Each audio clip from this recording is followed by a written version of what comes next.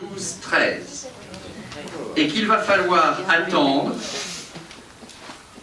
près de 90 ans pour pouvoir participer à une réunion ainsi située, qui sera, si je ne dis pas de bêtises, le 1er février 2113.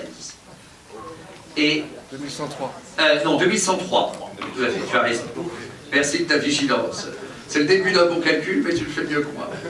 Donc, le 1er février 2103, et donc la séquence que nous ouvrons aujourd'hui, je ne dis pas qu'elle ne trouvera pas de réponse avant le 1er février 2103, ce qui ne serait pas de bonne pratique, mais en tout cas, vous mesurez le caractère exceptionnel de cette rencontre. Pour tout vous dire, j'ai mis un certain temps à m'en rendre compte, sinon je pense que j'aurais vendu le sujet avant. Mais voilà, la prochaine fois, ce sera 1, 2, 3, 1er février 2103. Nous sommes aujourd'hui le 11 décembre 2013 et vous ne vivrez pas une telle conjonction de dates avant le 1er février 2103. Je pense que vous mesurez votre bonheur de participer à une telle réunion ce soir et nous essayerons de répondre à temps à votre attente de pouvoir un autre jour participer à de telles circonstances, mais il faudra attendre près de 90 ans. Non. Ce soir, je vous propose que nous organisions notre échange en deux temps. D'abord, le lancement de Droit au cœur à proprement parler, et puis, autour en particulier de François Goulard, de Xavier Guilloux, de Pierre Morel-Huissier, je pense de Marc Le Fur qui nous aura rejoint, quelques échanges sur une analyse droit au cœur de la crise bretonne. D'abord, ce grand événement du 11-12-13 auquel vous avez l'honneur et la joie de participer ce soir, c'est en effet le lancement d'un mouvement droit au cœur, dont l'intention est, je pense, à la fois forte et simple. C'est le résultat, je le dis sous le contrôle de nombre d'entre vous qui avez participé à la réflexion d'élaboration, de l'évolution d'un club politique, François et moi étions du complot déjà, Réforme et Modernité, qui vit depuis quelques années, qui simplement, à un moment, a considéré qu'il fallait passer à autre chose en termes de force de message politique et de visibilité. Nous avons rédigé une charte que nous vous avons adressée, qui est à votre disposition, un petit document que vous avez, et nous vous encourageons à adhérer à Droit au cœur. Car à Réforme et Modernité, les adhésions, ça n'avait pas beaucoup d'importance. À Droit au cœur, ça en a davantage. Car nous voulons peser davantage. Je reviendrai là-dessus. Droit au cœur, comme les extraits de la charte constitutive le disent très bien, c'est parler un langage de vérité.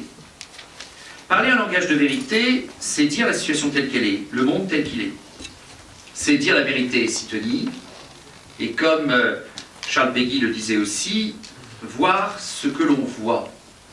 C'est, quand il y a des efforts à réaliser dans notre pays, les préciser, les proposer.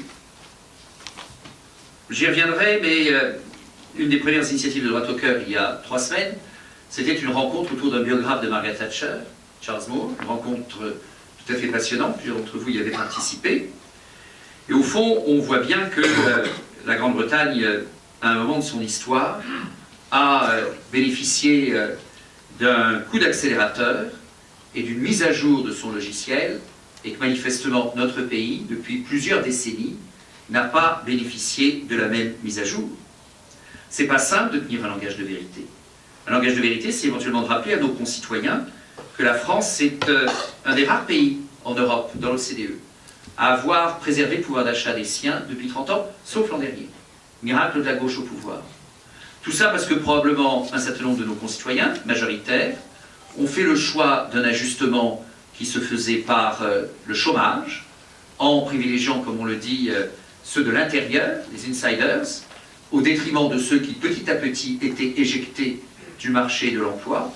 Et si l'on veut réellement demain améliorer la situation de l'emploi de notre pays, il faut à la fois une politique d'offre, il faut peut-être aussi un peu de lucidité sur ce terrain-là.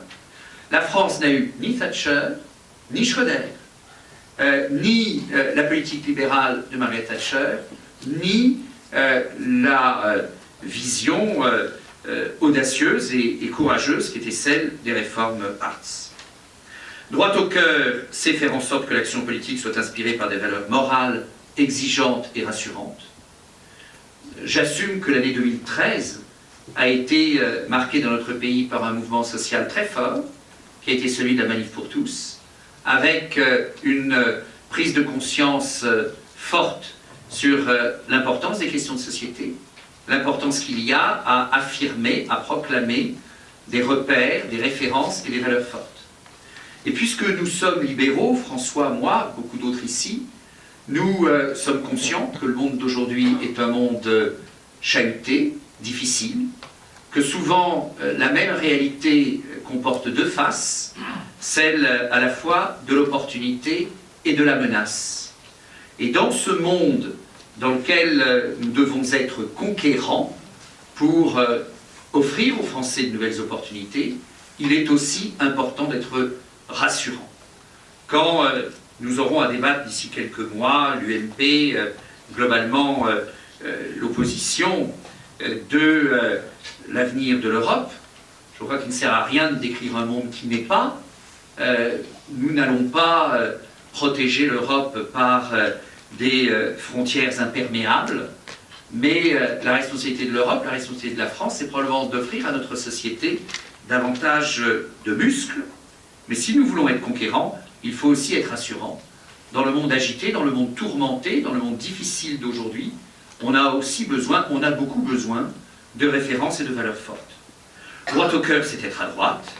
C'est, comme nous le disions déjà à Réforme et Modernité, réformer ce qu'il faut, avec audace, conserver ce qu'il vaut, avec courage, et toujours dans une vision à la fois vigoureuse et réaliste. Droit au cœur, c'est être rassembleur, c'est aussi fondé sur l'espoir, car nous considérons que l'optimisme doit être au cœur de la vie politique. Droit au cœur, c'est l'importance du projet. J'ai l'honneur, depuis quelques mois, d'être responsable du projet à l'UMP. Comme d'autres ici, je suis assez conscient que la fonction projet dans un parti politique, c'est à la fois important et c'est rarement la fonction la plus stratégique dans une formation politique. Ceux d'entre nous qui ont un peu d'expérience des partis savent que la gestion des élections, la gestion des fédérations, c'est souvent des choses beaucoup plus cardinales. Eh bien, je ne me résigne pas à cela, je vous propose que nous ne nous résignions pas à cela, et que nous considérions que oui, l'importance d'un projet dans la vie politique, c'est essentiel. Mais pour ça, il faut peser. Et c'est une des raisons pour lesquelles on a choisi de monter en puissance avec Droit au cœur.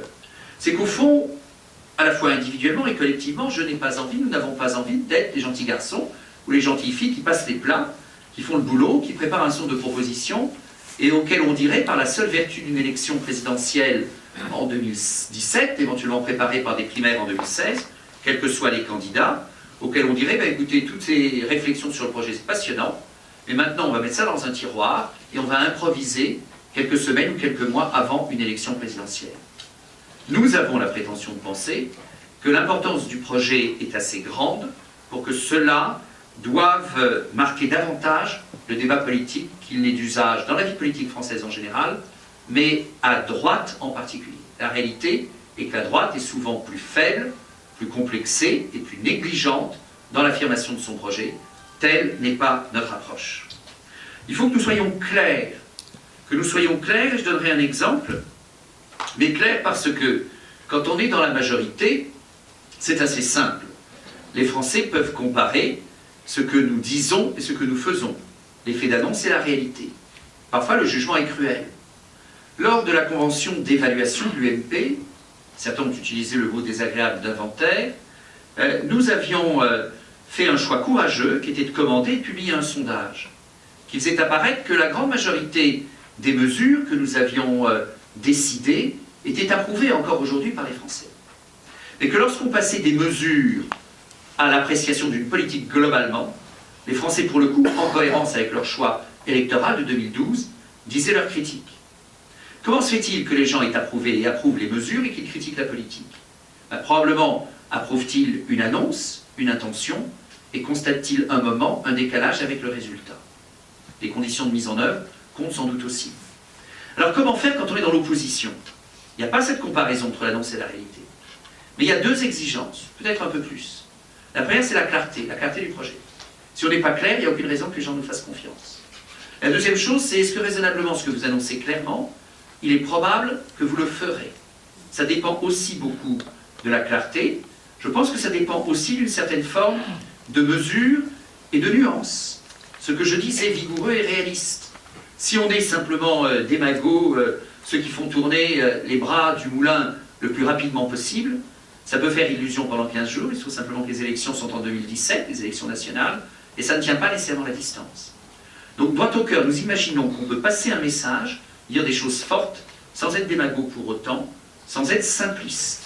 Il ne faut pas se perdre dans la complexité, mais il n'est pas interdit d'être vigoureux et nuancé à la fois. Je pense que ça fait partie de notre culture politique. Nous sommes attachés aux valeurs, nous l'avons dit. Nous sommes libéraux, pragmatiques, au sens de la liberté que réclament les Français aujourd'hui. On peut avoir espoir dans ce chemin, parce que je pense que le gouvernement est allé si loin, quelque peu préparé par quelques mandats précédents, que l'overdose fiscale, le ras-le-bol fiscal, le matraquage fiscal font leur effet. Et qu'aujourd'hui, les Français, plus clairement que jamais, réclament davantage de liberté. Cette question de la liberté, nous pourrons l'éclairer, je pense, en regardant ce qui se passe dans d'autres pays, et je ne soigne pas une anglophilie soulignée, marquée, assumée, en disant qu'il vaut sans doute la peine de regarder, non pas que les Anglais aient tout fait, tout réussi, mais de regarder de près ce que nos amis britanniques ont lancé autour du thème de la Big Society, qui est probablement une vraie manière de modifier le périmètre de l'État, une vraie manière de réformer le fonctionnement de la société, une vraie manière de réduire des dépenses publiques, une vraie manière de donner davantage de liberté à la société. Liberté aussi par rapport au mandat précédent. Il se trouve que ni François ni moi n'avons eu de responsabilité exécutive sous le mandat précédent. Nous avons été membres de cette majorité, nous l'assumons, avec une liberté de critique toujours positive, dosée différemment selon les moments. On est plus libre en début de mandat qu'en fin de mandat, parce que la responsabilité vis-à-vis des électeurs n'est pas la même, c'est normal, et le devoir de solidarité est plus fort quand les choses sont plus difficiles. Je l'assume aussi. Le devoir de solidarité est plus fort quand c'est plus difficile, et quand on se rapproche de l'élection naturellement. Pour autant, si nous n'exerçons pas cette liberté à l'égard de ce qui s'est passé dans le mandat précédent, eh bien au fond, quel peut être notre crédit demain? Hier matin, je présentais les propositions de l'UMP sur l'immigration pour préparer une convention demain. Nous disions un certain nombre de choses qui, je pense, sont à la fois vigoureuses et réalistes. Et certains membres, parmi les plus surprenants autour de la table, disaient « Mais pourquoi est-ce qu'on ne l'a pas fait avant ?» Et l'un d'entre nous, je ne sais pas lequel, peut-être plus insolent que les autres, a dit « Mais d'ailleurs, en 2012, on a perdu les élections. » Donc ça, c'est une réalité humble et qu'on doit rappeler. En 2012, nous avons perdu les élections. Ce n'est pas une responsabilité individuelle, c'est une responsabilité collective. Un exécutif, une majorité, des parlementaires, d'une majorité dont nous étions. Donc nous portons, je porte, sans doute toi aussi un peu François, notre part de responsabilité. Mais voilà, nous devons dire cela et c'est un élément de notre crédit. Je ne vais pas être beaucoup plus long puisque à la fois Vincent et Mathieu vont dire davantage avant que nous n'engagions le débat entre nous, puis ensuite un deuxième temps notre rencontre pour parler de la Bretagne. Je veux juste vous dire que nous aurons bien sûr d'autres rencontres autour de Droit au cœur, que j'ai commencé de parler de Droit au cœur à l'occasion de déplacements sur le terrain. Je l'ai fait l'autre jour à l'invitation de Jacques Lamblin à Lunéville, d'Alain Chrétien à Vesoul. Je le ferai lundi soir à Trouville, à l'invitation de Nicole Hamelin.